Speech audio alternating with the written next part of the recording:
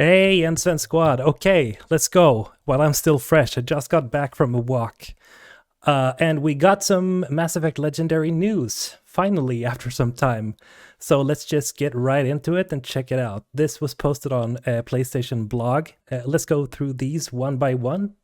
All right, Mass Effect Legendary Edition rebalancing, tuning, and mechanical improvements. Okay, so we get to know the mechanics of it all. A detailed look at the gameplay calibrations found in this enhanced trilogy arriving May 14th on PS4 by Jay Ingram, community manager at EA BioWare. All right, let's look at what he says here. I'm just going to read it for you.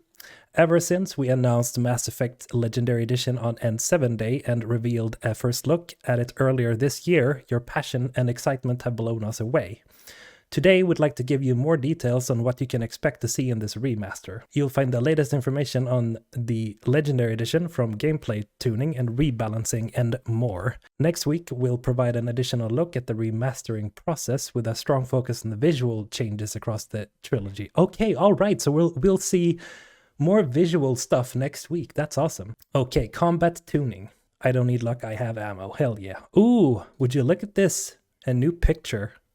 Let's check this out. So as you guys can see, this is just a picture from Vermeer, it seems, with a default male Commander Shepard. You can see here clearly that the UI is so much more different. We already saw this in the preview that we saw a while ago, and we have Garrus and Liara attacking something up there. All right, this looks good, but this is basically what we have already seen. Okay, let's see what they say here. Combat tuning. Combat in the Mass Effect trilogy has evolved across the series, with each game's experience being different. We wanted to make the experience better across the board, but we didn't want to unnecessarily change what our fans have come to love about each game. That proved a unique challenge, as the first game is quite different from the second and third in terms of gameplay and combat. Mass Effect was heavily influenced by traditional RPG mechanics, like the randomness of a dice roll and pen and paper stat building. As a result, weapons in Mass Effect often felt less accurate and reliable than the gunplay in Mass Effect 2 and 3. Yes, it really did, I remember that. Alright, we heard the consistent feedback that it was pretty frustrating to take a few shots with an assault rifle and suddenly have the reticle enlarge to span a large portion of the screen. Yes, that was super annoying. So we looked at tuning the mechanics to provide better handling without outright scrapping the spirit of the original games.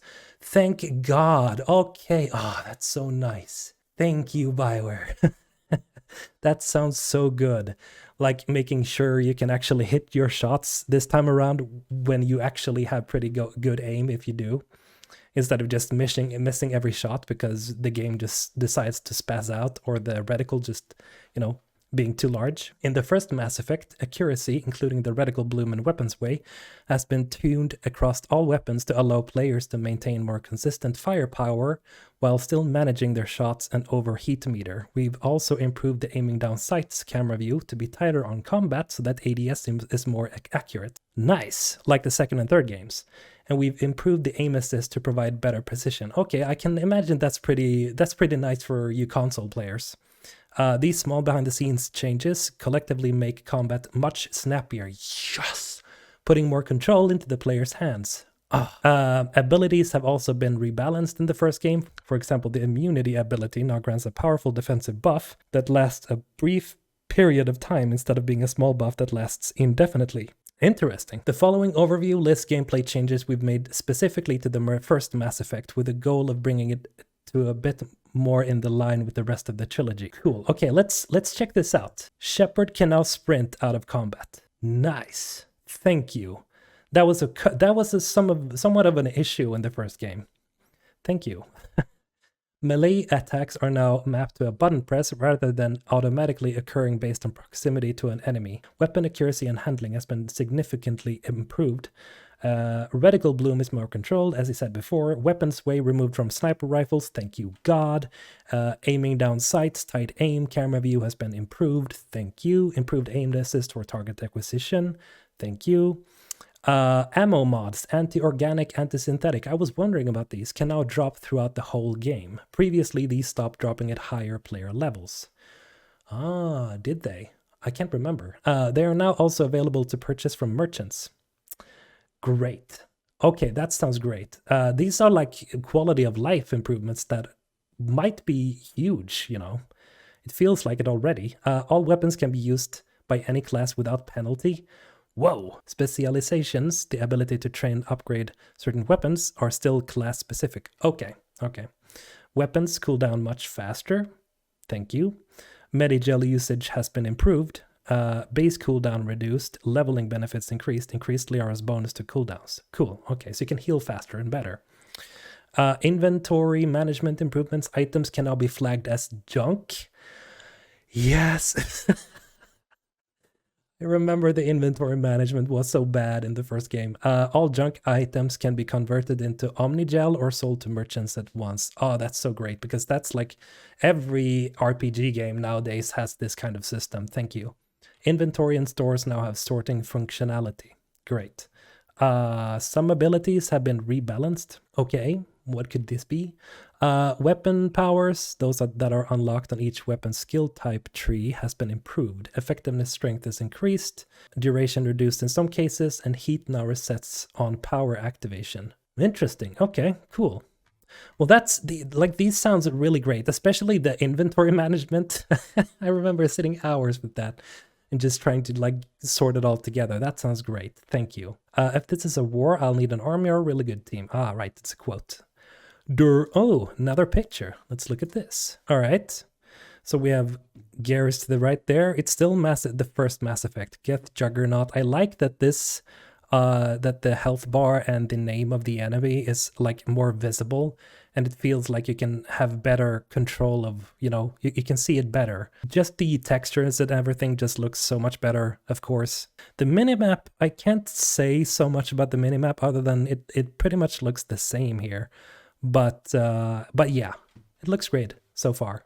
Additional gameplay improvements. Beyond general gunplay changes, we made some specific changes to encounters, enemies, and how we engage in combat. We found a few opportunities to bring the first game in line with the second and third game, and we also found some systems across the whole trilogy that needed a tune-up. Cool, okay, so they found a red line that they needed to fix, I see.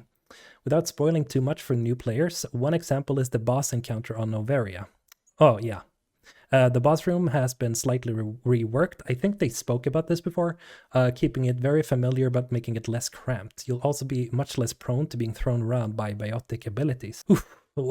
That was an issue. Other targeted combat updates we've made include squadmates can now be commanded independently of each other in the first Mass Effect, the same way you can command them individually in Mass Effect 2 and 3. Oh, that's great. Ah, that's so good to hear. Okay, next one. Some boss fights and enemies in the first game have been tweaked to be fairer for players but still challenging. Okay. I wonder what that could be. Cover has been improved across the trilogy. Additional cover added to some encounters that might have been needed. Entering and exiting cover is more reliable. That was a huge complaint that I had and a lot of players had with the original, the first Mass Effect, is that it was like Shepard has a tendency to like stick to any cover as soon as you like started shooting at whatever, you know. It wasn't reliable at all, so thank you very much, BioWare. XP has been rebalanced in the first game. Details below. Nice. Okay. Ammo drops has been rebalanced in Mass Effect 2. Okay. I wonder to which side, positive or negative. With combat comes XP. XP gained during the first game has been rebalanced for better consistency, especially towards the game's end. Players who complete most aspects of the game should be able to more reliably get to higher levels on a single playthrough, rather than needing to play through a second time to do so. Additionally, there is no longer a level cap on a first playthrough. Oh, awesome. You can level up as much as you want. As a final gunplay change, we also tweaked ammunition in Mass Effect 2. We found that ammo was spawning too scarcely in the original game. Yes, it did.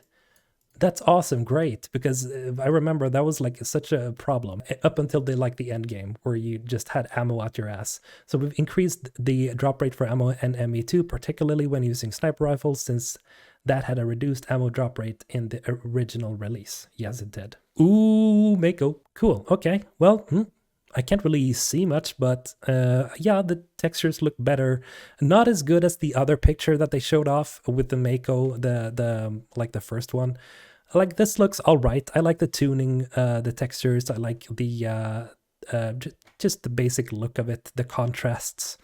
But you can clearly see here on the Mako that even if it's retexturized, it's not that extreme when you really look closely onto it. It still has some jaggy edges. It still looks somewhat old. And a few stones here and there looks a little bit out of place, but I guess, you know, that's what you get when they're trying to remaster the entire trilogy.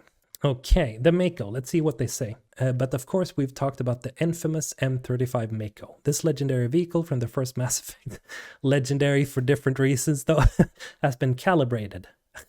Come on, BioWare. Now you're just overusing it. To perform better than ever. In the original game, the physics tuning for the Mako made it feel too light and bouncy, even at times becoming uncontrollable. But it's now a smoother ride while still being lovable, like before. Yes, you can still drive off cliffs to your heart's content. Oh, nice. If I want to just, you know, crash out into nothingness, I can still do that. Great. It functionally has also been improved with faster shield recharging and new thrusters added to the rear, allowing for a speed boost when you're inevitably trying to scale up the side of a near vertical cliff.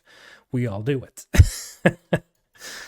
This boost's recharge is independent from the jump jets on the vehicle's underside, so you can use both at once or separately. Oh, thank you. There are so many like small changes that could be like huge when you play it. These are the calibrations that you can expect to experience when driving the Mako. Improved handling, physics tuned, improved to feel weightier and slide around less. Oh, that's great, because the vehicle that you used in Mass Effect Andromeda actually felt heavier when he drove it. So I think this is gonna make it feel like that. Improved camera controls, resolved issues preventing the Mako from accurately aiming at lower angles, shields recharging faster, new thrusters added for a speed boost. Okay, this shields recharge fast. That's great for survivability, because the Mako is squishy as hell in sometimes, especially against the Thresher mods. Its cooldown is separate from the jump jets. The XP penalty while in the Mako has been removed. Touching lava no longer results in an instant mission failure, instead deals damage over time. Yeah, that was also an issue. Like, as soon as you drove into lava, you were like dead. Oh my god. Okay, here we go. Here comes the big guns. Look at this. Okay, I can already see, like, the textures just look so much better. Jeez, man. I'm just gonna remove my camera for a second. Let's see here. Okay, open. Yeah, it's like it's still the same engine that you use like when you're designing Shepard. They haven't changed much about the design of this, but like already the texture just looks amazing to me, so I'm just happy because that, and the hairstyle, we see there's a different hairstyle. You can actually color yourself like a purple pink color. Anyway, she looks great. Let's see what they say here. Unifying and modernizing the trilogy. For the Legendary Edition, our goal was to tune up the trilogy and make it more consistent from game to game, while honoring the things that made each unique. Because every Mass Effect is, of course, unique in their own way, especially Mass Effect 1. For example, we've unified Shepard's customization options in the character creator and even added some new options. Yes, exactly. Additional skin tones and hairstyles. Yes. You can use the same character creator code, seen bottom left of the image below. Yes. Across all three games.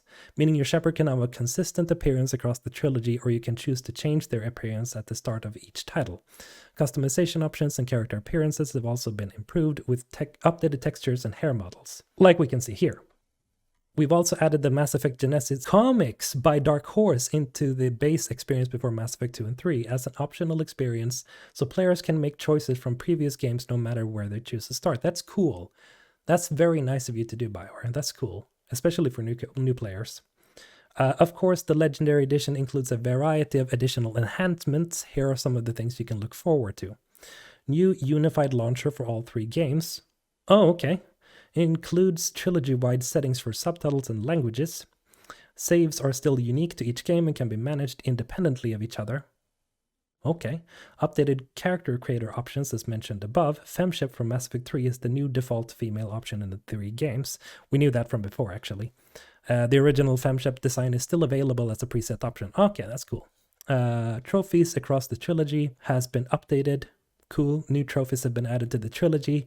Yay for all you trophy and achievement hunters. Progress for some now carries over across all 3 games, e.g. Killed 250 enemies across all games. Okay, so they carry through. Trophies that were streamlined into one and made redundant were removed. Okay, a number of trophies have had their objectives, descriptions, and or names updated. Integrated weapons and armor DLC packs. Weapons and armor DLC packs are now integrated naturally into the game. They're obtainable via research or by purchasing them from merchants as you progress through the game.